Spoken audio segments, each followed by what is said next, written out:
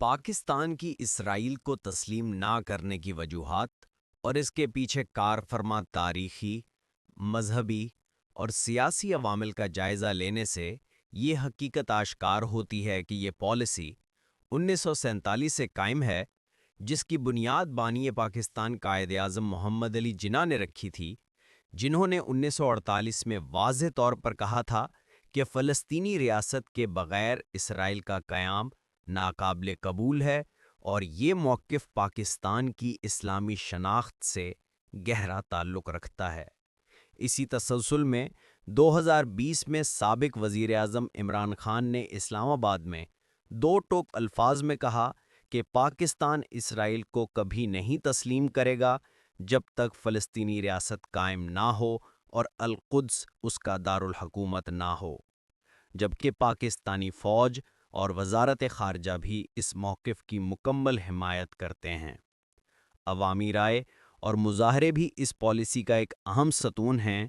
کیونکہ پاکستان کی تقریباً 220 ملین آبادی، جس میں 85 سے 90% سنی اور 10 سے 15% شیعہ شامل ہیں، اور جس میں پنجابی، پشتون، سندھی اور بلوچ جیسے مختلف لسانی گروہ بستے ہیں، ان میں سے 2023 کے گیلپ سروے کے مطابق 92% افراد اسرائیل کو تسلیم کرنے کے سخت خلاف ہیں۔ 2023-2024 کے غزہ بحران کے دوران جماعت اسلامی اور مجلس وحدت المسلمین کے زیر اہتمام لاکھوں افراد نے لاہور، کراچی اور پشاور میں احتجاج کیا، جسے جیو نیوز اور ڈان جیسے میڈیا اداروں نے نمایاں کیا۔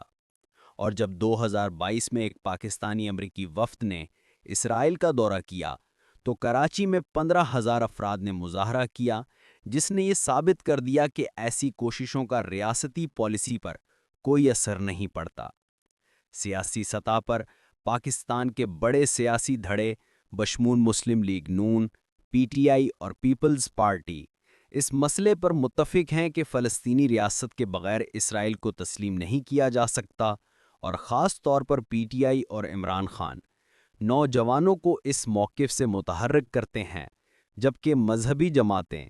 جیسے جماعت اسلامی اور جے یو آئی فا بھی اس کی شدید مخالفت کرتی ہیں۔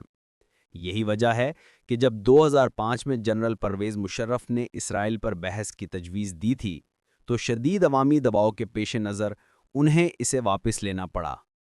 مذہبی مخالفت بھی ایک فیصلہ کن عنصر ہے، کیونکہ مفتی تقی عثمانی اور علامہ طاہر القادری جیسے اہم علماء 2023 میں فتویٰ دے چکے ہیں کہ موجودہ حالات میں اسرائیل کو تسلیم کرنا حرام ہے، اور شیعہ عالم علامہ راجہ ناصر عباس نے خبردار کیا کہ یہ امت کو تقسیم کر سکتا ہے، جس کا اثر ملک کے تقریباً 2 ملین مدارس کے طلباء پر بھی ہے۔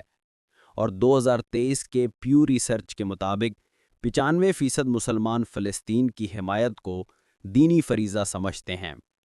علاقائی اور جغرافیائی چیلنجز بھی اس معاملے میں حائل ہیں، کیونکہ اسرائیل کے ساتھ تعلقات ایران کے ساتھ تعلقات کو بری طرح متاثر کر سکتے ہیں۔ اور جب 2024 میں اسرائیل نے دمشق میں ایرانی قونصل خانے پر حملہ کیا تو ایران نے پاکستان سے ہمدردی کا اظہار کیا، لہٰذا ایران کی ممکنہ مخالفت سرحدی تعاون اور گیس پائپ لائن جیسے توانائی کے منصوبوں کو خطرے میں ڈال سکتی ہے۔ اس کے علاوہ او آئی سی میں پاکستان کی حیثیت بھی متاثر ہو سکتی ہے، کیونکہ ملیشیا، الجزائر اور انڈونیشیا جیسے ممالک اسرائیل کو تسلیم نہیں کرتے، جس سے کشمیر پر حمایت اور $5 بلین کے او آئی سی فنڈز کی رسائی خطرے میں پڑ سکتی ہے۔ عسکری اور سیکیورٹی خطرات بھی اپنی جگہ موجود ہیں،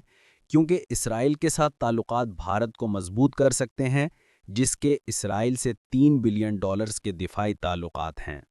اور پاکستانی فوج اور سیکیورٹی ادارے اسے براہ راست خطرہ سمجھتے ہیں، جبکہ ٹی ٹی پی اور ایل ای ٹی جیسی کالعدم تنظیمیں اس مسئلے کو مذہبی بیانیہ کے طور پر استعمال کر کے حملے بڑھا سکتی ہیں۔ اقتصادی اور سفارتی اثرات کا جائزہ لیا جائے تو اسرائیل کے ساتھ تعلقات ایران اور ملیشیا جیسے تجارتی شراکت داروں کو ناراض کر سکتے ہیں، اور چونکہ پاکستان کا قرض جی ڈی پی کے 70% کے قریب ہے، اس لیے تجارتی نقصان سے مہنگائی مزید بڑھے گی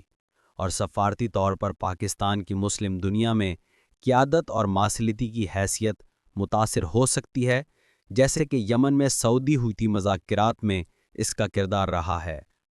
اکتوبر 2025 تک کی صورتحال کے مطابق پاکستان کی پالیسی غیر مشروط ہے اور فلسطینی ریاست اور OIC کی حمایت کے بغیر اسرائیل کو تسلیم کرنا ناممکن ہے۔ اگرچہ سعودی عرب کی ممکنہ 2030 کی مصالحت معاشی دباؤ یا ایران اسرائیل تعلقات میں بہتری سے مستقبل میں تبدیلی آ سکتی ہے، لیکن یہ ایک طویل مدتی عمل ہوگا کیونکہ فی الحال عوامی مظاہرے، مذہبی مخالفت، سیاسی تقسیم، ایران اور OIC کے تعلقات میں پیچیدگی، بھارت کی اسٹریٹجک طاقت اور دہشت گردانہ خطرات وہ عوامل ہیں جو پاکستان کی اسلامی شناخت اور اسٹریٹجک ترجیحات کے پیش نظر فلسطینی ریاست کے بغیر اسرائیل کو تسلیم کرنے کی راہ میں سب سے بڑی رکاوٹ ہیں۔